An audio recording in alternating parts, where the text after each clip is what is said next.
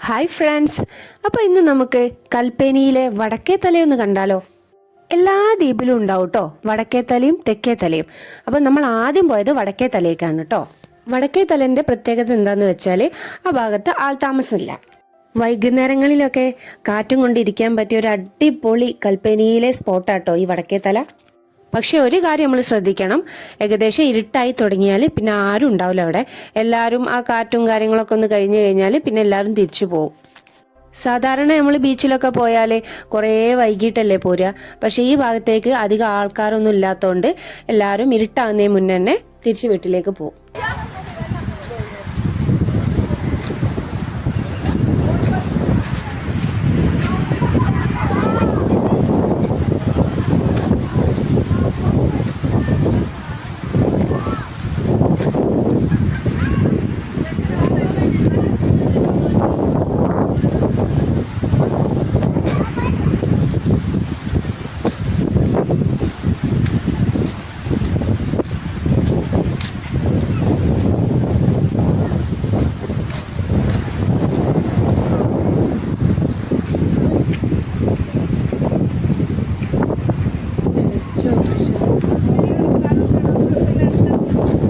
ഈ നടന്ന് ആ ബേക്കുള്ളൂലെ അറിയുന്ന ആൾക്കാരാ ഷെനൂണാന്ന് പറയുന്നത് കേട്ട് എനിക്ക് മനസ്സിലായി.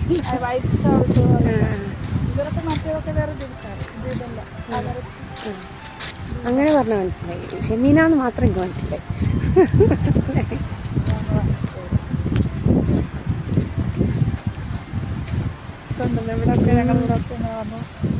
ഫോട്ടോ എടുക്കാം. നിങ്ങൾ അവിടെ കാണില്ലേ ആകാശത്ത് നമ്മളെ സൂര്യേട്ടനെ ലൈറ്റ് ഓഫ് ആക്കാൻ റെഡി ആയി നിൽക്കുകയാണ്. ഇവിടെ ഇതാ നമ്മൾ വടക്കേ തലയിലേക്ക് പോകും തോറും അതിൻ്റെ ആ അറ്റത്തെത്തുമ്പം ഒരു അടിപൊളി കാഴ്ച നിങ്ങൾക്ക് കാണിച്ചു തരാണ്ട് കേട്ടോ. എല്ലാവരും ദ്വീപിൽ പോയാൽ സ്കൂബ ഡൈവിങ്, സ്നോർക്കലിങ്, പിന്നെ അതുപോലെ കയാക്കിങ്, ഇങ്ങനത്തെ ഓരോ കാര്യങ്ങളൊക്കെ ചെയ്തിട്ട് തിരിച്ചു പോകലല്ലേ. പക്ഷേ അവിടെ നിന്നിട്ട് അത്യാവശ്യത്തിലേറെ കാണാനുള്ള ഒരുപാട് കാഴ്ചകളുണ്ട്. ഏത് ഭാഗത്തേക്ക് പോയാലും കടൽ തന്നെയാണ് കാണാനുള്ളത്. പക്ഷെ ഓരോ ഭാഗത്തും അത് ഓരോ രീതിയിലാണ് കേട്ടോ. എത്ര കണ്ടാലും മതിയാവാത്ത അത്ഭുത കാഴ്ചകളാണ് ദ്വീപിന്റെ ഓരോ അറ്റത്തും ഉള്ളത്. ഞാനിപ്പോൾ ഈ പറയുന്നതൊക്കെ വെറുതെ പറയാൻ നിങ്ങൾക്ക് തോന്നും, പക്ഷെ അതൊന്നുമല്ല. ഈ വീഡിയോ അവസാനം വരെ കണ്ടാൽ നിങ്ങൾക്ക് കാര്യം മനസ്സിലാവും. പ്രകൃതി എന്തൊക്കെ മാറ്റങ്ങളാണ്, അല്ലെങ്കിൽ പ്രകൃതി എന്തൊക്കെ വ്യത്യസ്ത രൂപത്തിലാണ് ദ്വീപിൽ ഓരോ നിമിഷവും കാഴ്ചവെക്കുന്നത് എന്നുള്ളത്. ദ്വീപിനെ ഇനി നമുക്ക് കുറച്ച് കഴിഞ്ഞിട്ട് വർണ്ണിക്കല്ലേ. ഇപ്പൊ ഇതാ വേറൊരു അടിപൊളി കാഴ്ച ഉണ്ടല്ലോ ഇവിടെ.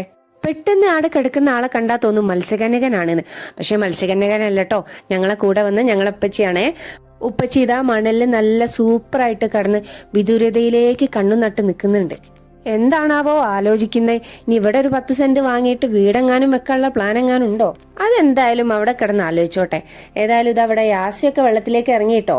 വെള്ളത്തിൽ ഇറങ്ങണ്ട, നനയ്ക്കരുത് എന്നൊക്കെ പറഞ്ഞിരുന്നു. പക്ഷെ വെള്ളം കണ്ടാ പിന്നെ നമ്മളെ മക്കളെ പിടിച്ചാൽ കിട്ടുമോ?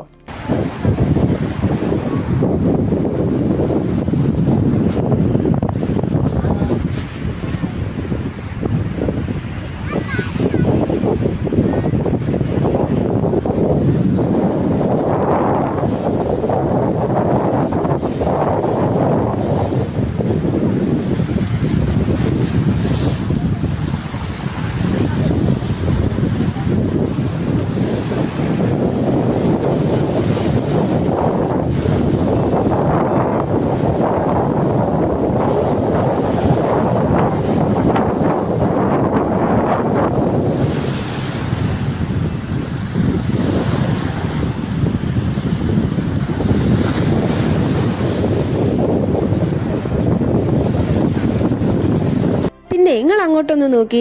ഇവിടെ 2 ഭാഗത്തു നിന്നും കടൽ കൂടി വരുന്ന ഒരു സ്ഥലത്തിന് ഇനി അതങ്ങ് പോന്തോറും കടൽ മൊത്തമായിട്ട് അങ്ങ് കൂടും. ഇനി 2 സൈഡിലേക്കൊന്ന് നോക്കി നിങ്ങൾ. ഒരു ഭാഗത്ത് സൂര്യേട്ടൻ താഴോട്ട് കടലിന്റെ താഴോട്ട് താന്ന് പോകുന്നുണ്ട്. അപ്പുറത്തെ ഭാഗത്താണെങ്കിലോ സൂര്യൻ താന്ന് പോകുന്നതിന്റെ എന്തെങ്കിലും ഒരു അടയാളം കാണിക്കുന്നുണ്ടോ? ഇപ്പുറത്തെ ഭാഗത്ത് നല്ല ഇരുട്ടായി തുടങ്ങിയിട്ടുണ്ട്. നേരെ ഓപ്പോസിറ്റ് സൈഡിലോ അവിടെ നല്ല വെളിച്ചമുണ്ട് അല്ലേ. സംഭവം അത് നേരിട്ട് കാണേണ്ട ഒരു കാഴ്ച തന്നെയാണ്. കാരണം ഒരു ഭാഗത്ത് ഇരുട്ടായി, മറ്റേ ഭാഗത്താണെങ്കിലോ ഇരുട്ട് വന്ന് തുടങ്ങുന്നേ ഉള്ളൂ. നിങ്ങൾ വീഡിയോയിലേക്കൊന്ന് നോക്ക്. ഇതാ രണ്ട് ഭാഗത്തു നിന്നും കടൽ ചേരുന്ന ഭാഗമായി കുറച്ചപ്പുറം കുറച്ച് ദൂരത്തേക്ക് നോക്ക്. അവിടെയാണ് പിട്ടി ദ്വീപ്. അവിടെ ആൾതാമസം ഇല്ലാത്തൊരു ദ്വീപാണേ.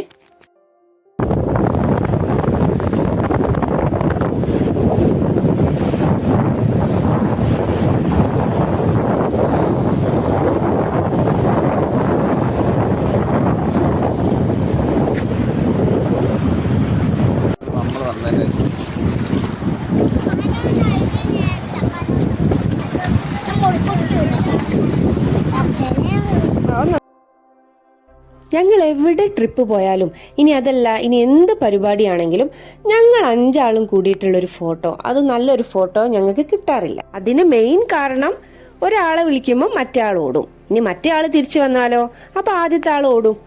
അപ്പം ഞങ്ങൾ ദ്വീപിലാണ് എന്ന് പറഞ്ഞപ്പം എല്ലാവരും പറഞ്ഞു നിങ്ങൾ 5 ആളും കൂടി ഒന്ന് നിൽക്കുന്ന ഒരു ഫോട്ടോ അയക്കോ, ഒരു ഫോട്ടോ കാണാനുള്ള കൊതിയോണ്ടാന്നൊക്കെ പറഞ്ഞപ്പം ഷെമീനതാ ഞങ്ങൾ 5 ആളി നിർത്തിയിട്ട് ഫോട്ടോ എടുക്കുന്നുണ്ട്. പക്ഷേ കണ്ടില്ലേ 5 രീതിയിലാണ് നിൽക്കുന്നത്. അതുപോലെ തന്നെ ദ്വീപിലെ സുന്ദരമായ മറ്റൊരു അനുഭവമാണ് ഈ ഷെല്ലുകളും അതുപോലെ കോറൽസ് കേട്ടോ.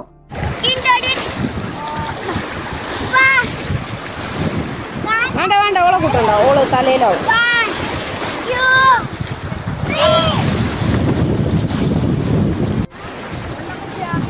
വെള്ളം കുടിക്കല്ലേ, വെള്ളം കുടിച്ച് ഇവിടെ സ്വർണ്ണമാല അയച്ചു വെച്ച് വന്നാൽ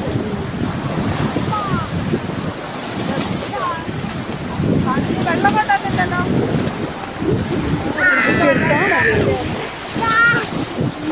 ഇവിടെ അപ്പച്ചി യാസി മദ്യം മറന്ന് കളിക്കാട്ടോ. പിന്നെ നിങ്ങളൊരു കാര്യം ശ്രദ്ധിച്ചോ, ഇപ്പൊ ഈ ഭാഗത്തെ ഞങ്ങൾ മാത്രമേ ഉള്ളൂ, ബാക്കി ഏകദേശം ആൾക്കാരൊക്കെ പോയി കഴിഞ്ഞേ. പിന്നെ കുറച്ചാളുണ്ട് അപ്പുറം ഭാഗത്ത് ഇരിക്കുന്നത്. ഞാൻ നിങ്ങളോട് നമ്മളെ വീഡിയോ തുടങ്ങിയപ്പോൾ തന്നെ പറഞ്ഞില്ലേ, അധികം ഇരുട്ടാവാൻ ഇവിടെ ആരും കാത്തുകൂല, പെട്ടെന്ന് തന്നെ തിരിച്ചു പോകുന്നു. അതൊന്നുകൊണ്ടല്ല, ആ ഭാഗത്തേക്കൊന്നും അധികം ആൾതാമസമൊന്നും ഇല്ലാത്തതുകൊണ്ടാണ് കേട്ടോ. പിന്നെ ഇവലോടാണെങ്കിലോ പറഞ്ഞിട്ടങ്ങ് കേൾക്കുന്നുമില്ല, എന്ത് പറഞ്ഞിട്ടും ഒരു വെള്ളത്തിൽ നിന്ന് കയറില്ല.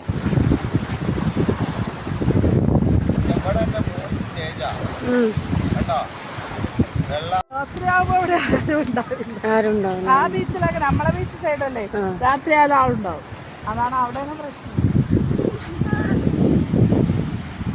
ഇനി ഇതാ അടുത്ത അത്ഭുതം. നിങ്ങൾ ആ വീഡിയോ ഒന്ന് ശ്രദ്ധിച്ചു നോക്കിയേ. നമ്മളെ വീഡിയോന്റെ കളർ എന്താ? പിങ്ക് അല്ലേ? അത് ഞാൻ വീഡിയോ എടുക്കാൻ വേണ്ടിയിട്ട് സെറ്റ് ചെയ്തതല്ല കേട്ടോ. അത് ശരിക്കും ആകാശവും ആ ഒരു ഭാഗം ഒന്നാകെ പിങ്ക് നിറയേ കേട്ടോ.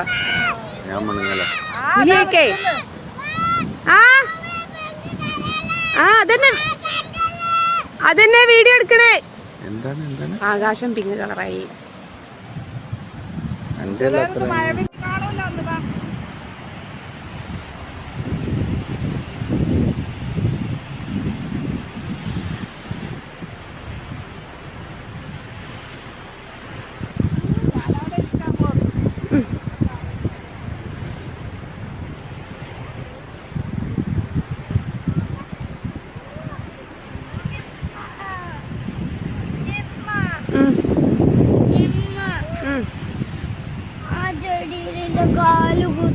ഞാൻ അപ്പളേ പറഞ്ഞതാ വേഗം പോവാന്ന്. ആരുണ്ട് കേക്കാന്? ഇപ്പതാ ഓട്ടോയും കാത്ത് ഇരുട്ടത്ത് അങ്ങനെ ഇരിക്കുക ഒറ്റയ്ക്ക്.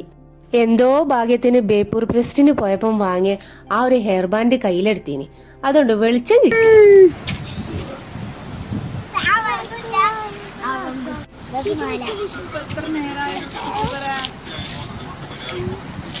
ഇവിടെ ദാ യാസി പുലിമുരുകനിലെ ഡാഡി ഗിരിജനെ പോലെ നടന്നു പോകുന്നുണ്ട്. എങ്ങോട്ടാന്നറിയോ? ഞങ്ങൾ ഓട്ടോ കയറി ഒരു കുറച്ച് അങ്ങോട്ട് എത്തിയപ്പോൾ ഒന്ന് ചായ കുടിക്കാൻ വേണ്ടിയിട്ട് ഇറങ്ങിട്ടോ.